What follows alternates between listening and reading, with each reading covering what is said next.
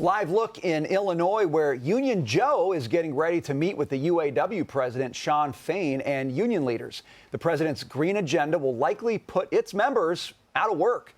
Biden's EV push is being called out in a New York Post as socialism for the rich. Joining us now is one of the authors of that column, Heritage Foundation research fellow and economist, EJ Antoni. EJ, really good to see you. Here's the dirty secret that you lay out. It doesn't matter if you ever want to buy an EV. If you own one right now, you're already paying thousands of dollars for somebody else's. Make the case.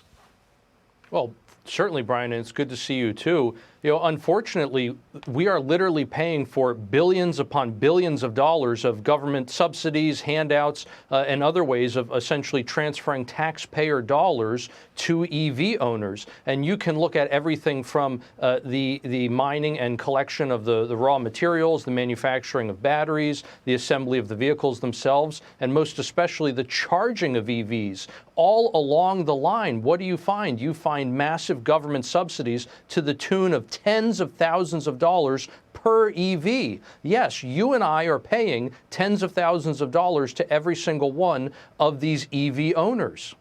And it's amazing to me, EJ, that the president is visiting with the UAW workers when this green agenda is going to put them out of work. I mean, they know that. They're not dumb. But having said that, you still look at the average price of a vehicle in this country is about $33,000 gas powered. If you look at the electric vehicle equivalent, it's $58,000. Americans have spoken. They don't really want these vehicles. They're not reliable. They don't work so great to get from point A to point B if the distance is long, and they are expensive. But the president doesn't hear that.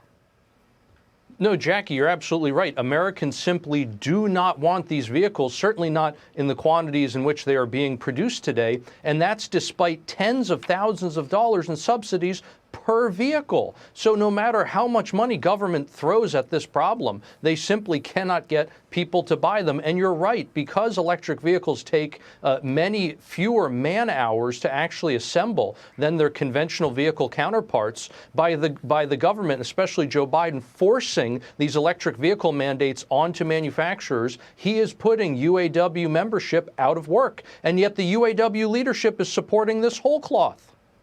EJ, I want to ask you about something that you pointed out in your great piece that everyone should check out in the New York Post, and that's about the charging costs, because a frequent claim we hear from the EV advocates is that the charging cost for an EV is about the equivalent of $1.21 a gallon. And if you believe that, that's particularly persuasive because that is far below the average cost for a gallon of gas. But what you explain is the true cost of charging an EV is much closer to $17 per gallon for gasoline. How do you get there? Can you explain that?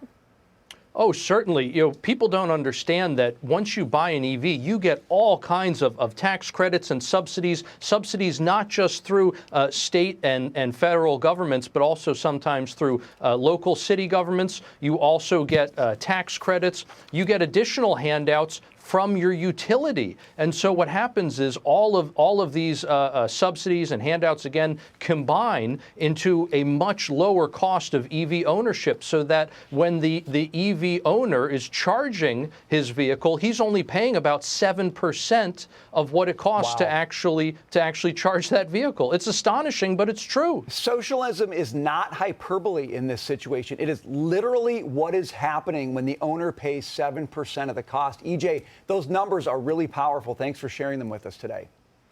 My pleasure, Brian.